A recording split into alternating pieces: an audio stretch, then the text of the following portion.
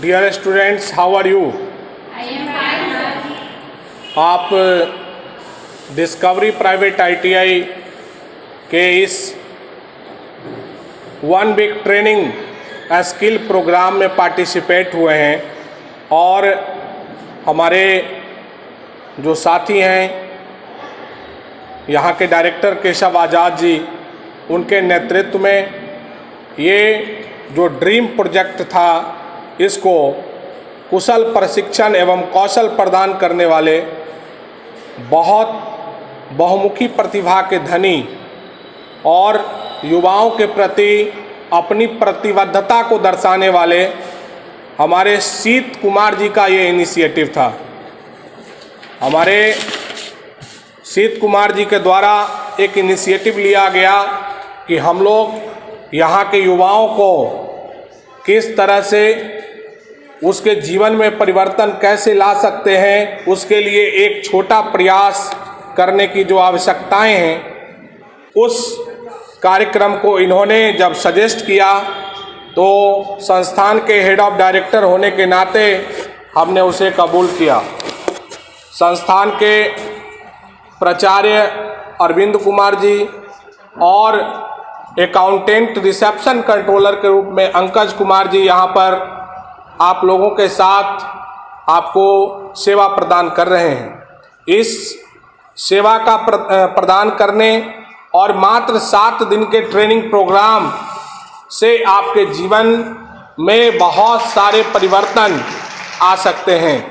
ये परिवर्तन उस समय का परिवर्तन है जैसे कि एक बच्चा का जब जन्म होता है तो उसका 6 दिन का जो समय होता है वह बहुत ही अलग तरह का समय होता है।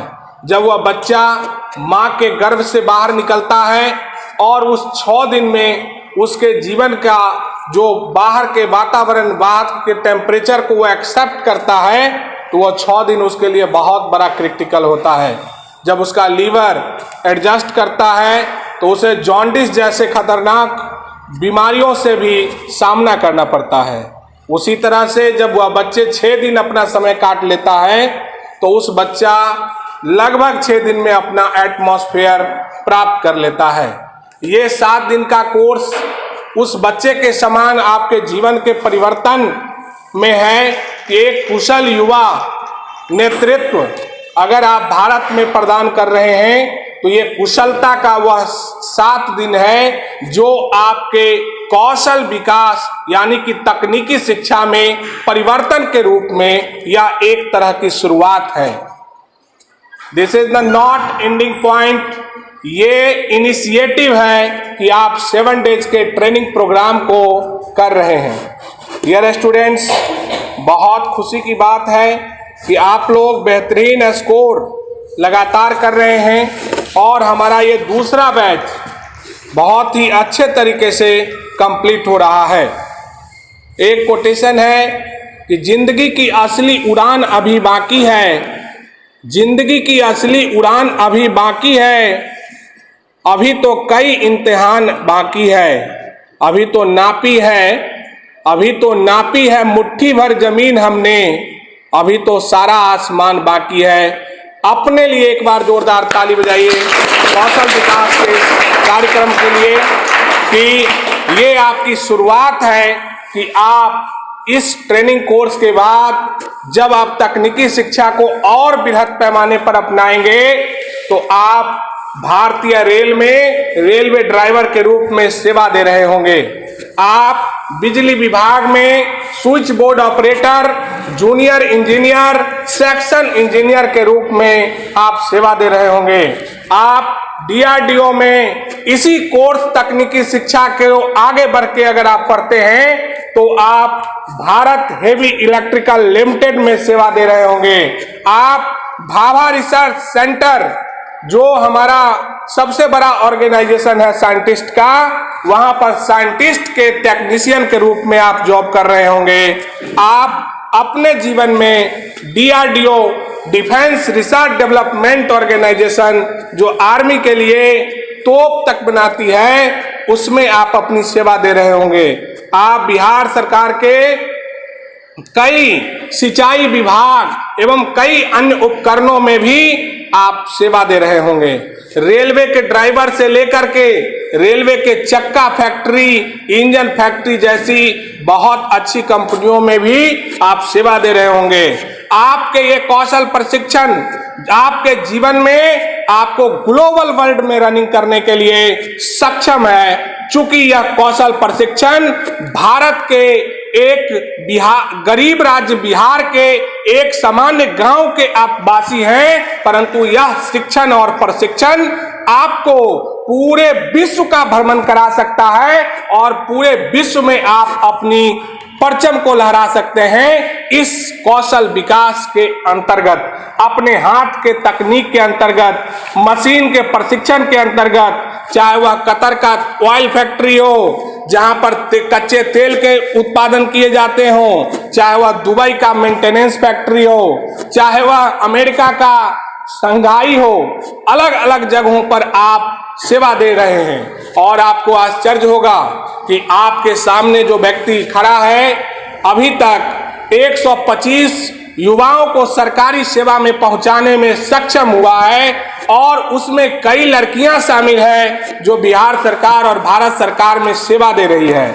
उसके अलावा प्राइवेट सेक्टर में 22 ऐसे स्टूडेंट्स अभी भी हैं जो हमारे विदेश में सेवा करते हैं और विदेश में उसकी सैलरी लाखों से ऊपर है।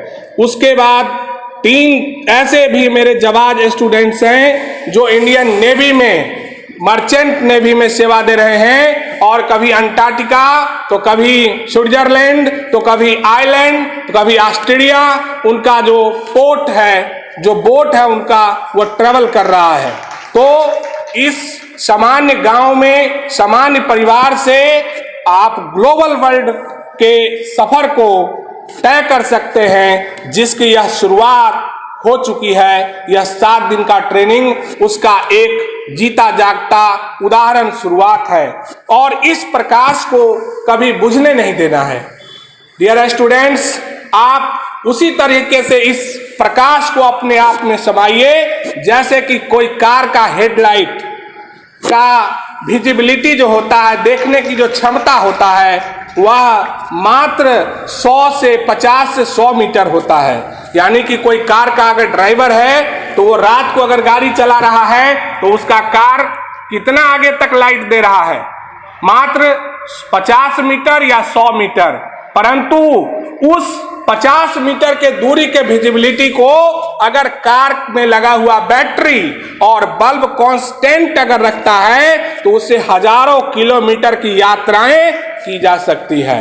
यानी कि आप अपने जीवन के इस रेस में, इस चलने के पथ पर अगर आप उस हेडलाइट की भांति अपने ट्रेनिंग प्रोग्राम को, अपने शिक्षा को, अपनी व्यवस्थाओं को अगर आगे ले के जाते हैं, उस हेडलाइट की तरह रखते हैं और अपने एनर्जी को बैटरी के तरह बुक्स पे लगाते हैं, लाइट की तरह कांस्टेंट अपना कंसंट्रेशन बना के रखते हैं, बल्ब को फ्यूज नहीं होने देने का मतलब है कि अपने कंसंट्रेशन को डिस्टर्ब नहीं होने देते हैं, तो आप हजारों किलोमीटर का सफर यानी कि कई बेहतरीन जॉब आप प्राप्त कर सकते हैं।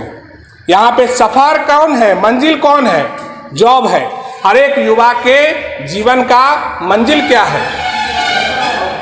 जॉब है। और जॉब 3 सेक्टर में मिलता है। पहला है सरकारी सुविधा, दूसरा है गैर सरकारी प्राइवेट सेक्टर और तीसरा है स्वरोजगार सेल्फ एम्प्लॉयबिलिटी। तीनों सेक्टर अपने आप में महत्वपूर्ण है और तीनों सेक्टर एक दूसरे से कोरिलेटेड है।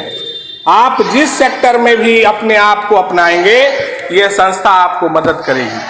अगर आपका मन है कि सर मैं सरकारी सेवा में जाना चाहती हूँ या चाहता हूँ, तो संस्था आपके उंगली पकड़ करके, आपके साथ रह करके तब तक आपको फॉलो कराते रहेगी जब तक कि आप सरकारी सेवा में चले नहीं जाते हैं। परंतु काम किसको करना है? काम आपको करना है। युवा आप हैं, आप में क्षमता है। किसी ने कहा है कि देश की जो नींव है देश की जो नींव है वह युवा शक्ति है और देश का उत्थान का कारण भी युवा शक्ति है। एक मनुष्य के जीवन में अगर उसके मन में परोपकार का भावना, उत्थान की भावना अगर आ जाती है तो वह मनुष्य श्रेष्ठ मनुष्य बन जाता है। डियर स्टूडेंट्स, आप अपने जीवन में कोई भी मनुष्य का उदाहरण उठा करके देख लीजिए, आपको बाबा साहब अंबेडकर इसके प्रत्यक्ष उदाहरण हैं कि जब वो बचपन में कोई गाड़ी पे जा रहे थे तो उनको उतार दिया जाता था। वहां पे छुआछूत की धारणाएं थी और शिक्षा के कारण जातिवाद का इतना विष घोला हुआ था कि बाबा साहब अंबेडकर जैसे पढ़े लिखे लोग को भी बैठने की इजाजत नहीं थी जमींदारों के यहाँ। और शिक्षा की एक जोत ऐसी होती है जो जिस जोत से उन्होंने पूरे भारत को एक भारत से श्रेष्ठ भारत जैसा संविधान लिख डाला। एक ही हथियार था, वह हथियार क्या था? शिक्षा। बाबा साहब अंबेडकर को जब एक राजा के द्वारा स्टाइफन मिला और जब उनको ब्रिटेन पढ़ने का मौका मिला और जब वह ब्रिटेन गए और जब वहां से उन्होंने पढ़ाई की, तब उन्होंने अपने आराम के नौकरी को छोड़ करके और प्रोफेशनल जो लॉ वो करते थे उसको छोड़ करके और भारत के राजनीति और दलित के लिए, महादलित के लिए वो आवाज उठाना शुरू किए।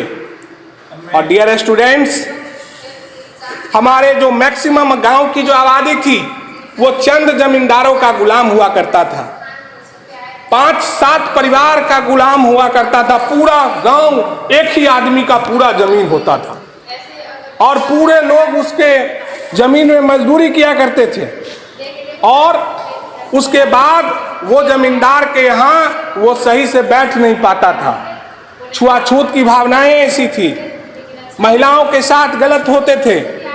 बाबा साहब अंबेडकर ने कहा कि ये भारत को श्रेष्ठ तभी बनाया जा सकता है जब एक राजा का बेटा को जितना अधिकार मिलेगा उतना ही एक गरीब, असहाय, असुरक्षित और जो अंतिम व्यक्ति है उसको भी संविधान उतना ही न्याय प्रदान करेगा।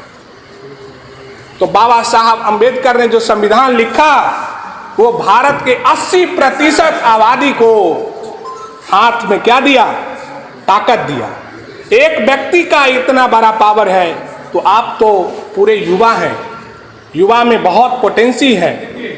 परंतु ध्यान रखिएगा कि हरिवंश राय बच्चन भी कहते हैं कि शकल गहन मनमोहक वन तरु आज हमें बुलाते हैं, किंतु किए जो वादे हमने याद बहुत वो आते हैं। अभी कहाँ आराम बदा, यह मुख निमंत्रण तो छलना है, मीलों हमको चलना है, मीलों हमको चलना है।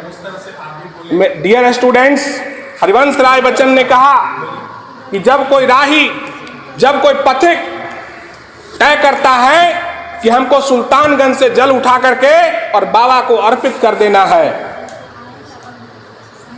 10 किलोमीटर चलने के बाद ही पैर में दर्द शुरू हो जाता है, पैर में छाले पड़ने लगते हैं, धूप हो जाता है और बगल में जो खड़ा है पेड़ पौधा, पानी पीने का नलकूप, सरोवर जो भी, वह कहता है, बिना कुछ नहीं बोलता है, कहता भैया मेरे छांव में थोड़ा आराम करो, कहाँ जाओगे बाबा धाम? पति कहता नहीं, कमिटेड, मुझे मैंने कमिटमेंट किया है कि बाबा जी को जल चढ़ा के मानूंगा। एक पत्थर, स्टोन को अपना ईश्वर मान करके और एक व्यक्ति अगर संघर्ष के लिए जब मतलब अपने आप को प्रतिबद्ध कर लेता है तो 101 किलोमीटर का पैदल यात्रा कर और बाबा को जल अर्पित कर देता है। क्योंकि जिस दिन वह जल को उठाता है उसी दिन कहता है कि बाबा इस जल को अब तुम जानो, ये शरीर तुम्हारा और ये जल तुम्हारा। तो जब एक व्यक्ति, हरिवंश राय बच्चन कहते हैं कि सारे पेड़ पौधे ये छल है, उसी तरीके से एक विद्यार्थी के जीवन का छल क्या है? एक विद्यार्थी के जीवन का छल है कि उसे पढ़ना है और उसके बगल में शादियां हो रही है और वो विद्यार्थी 3 दिन से उस शादी में लगा हुआ है। एक विद्यार्थी के लिए छल है कि उसे पढ़ना है, उसे नौकरी लेनी है और वह विद्यार्थी अपने बुआ के यहाँ, अपने नानी के यहाँ 12 दिन से पड़ा हुआ है। एक विद्यार्थी के लिए छल है कि उसे पढ़ना है और उसके दोस्त रोज आकर के और कहते हैं कि चलो थोड़ा जंदाहा घूम के आते हैं, चाट खा के आते हैं और 2-3 घंटा फालतू में समय ले लेता है। वह एक विद्यार्थी के लिए छल है। एक विद्यार्थी के लिए वो छल है जो एक नकारात्मक भाव, अरे पढ़ने से क्या होता है, अमुक जगह देखो 2 लाख घूस लगा करके नौकरी हुआ है, फलना जगह देख लो उसको 3 लाख घूस लगा है। अब विद्यार्थी सोचता है मेरे बाबूजी के पास तो 2 लाख है ही नहीं, पढ़ने से कोई फायदा ही नहीं, सबको तो घूस पे ही नौकरी हो रहा है। ये सोच करके और वह अपने जो मुख्य धारा है उसको छोड़ देता है। अक्सर जब आप लेट होते हैं या स्कूल नहीं आते हैं तो बहाना बनाते हैं, सर कल बहुत ज्यादा बारिश हो रही थी, सर घर से निकलने ही वाले थे बारिश हो रही थी, सर इतना ज्यादा धूप है कि सर 2 आदमी को गांव में लू मार दिया, इसीलिए पापा ने कहा कि आज जाना ही नहीं। सर आंख से बिल्कुल दिखाई नहीं पड़ता है सर, रोड पे इतना कोहरा लगा हुआ है। परंतु आपके रेलवे का जो क्वेश्चन होगा, आपका जो DRDO का जो प्रश्न पत्र होगा, उस प्रश्न पत्र में ऑप्शन ही नहीं है कि कहां लिखोगे कि कोहरा के कारण नहीं पढ़े और कहां लिखोगे कि लू लग गया था इसीलिए नहीं पढ़े। ऑप्शन ही नहीं। या तो जानते हो तो लिखो हाँ, टिक करो सही तो सिलेक्शन होगा, नहीं टिक करोगे सिलेक्शन नहीं होगा। तो तुम बहाना वहां बना सकते हो, जो प्रोफेसर तुमसे पैसा लेता है वहां कोई बहाना नहीं चलेगा।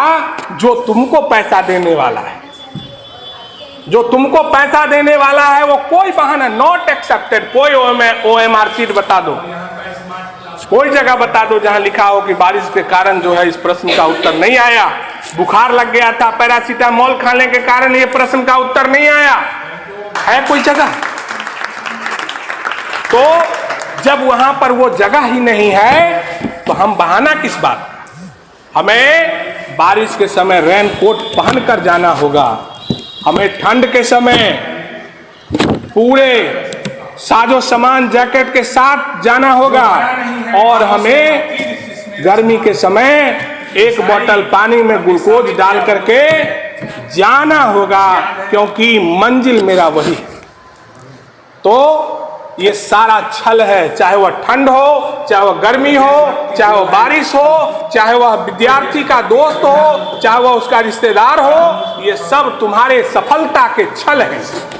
जो व्यक्ति अपने जीवन के छल को पहचान लेगा वो व्यक्ति जीवन में सफल निश्चित हो जाएगा। ये लिख करके देगा।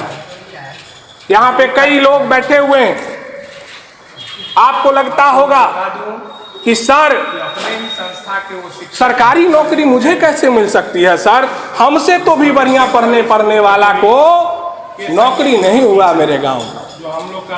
ये भ्रम, ये मिथ्या है।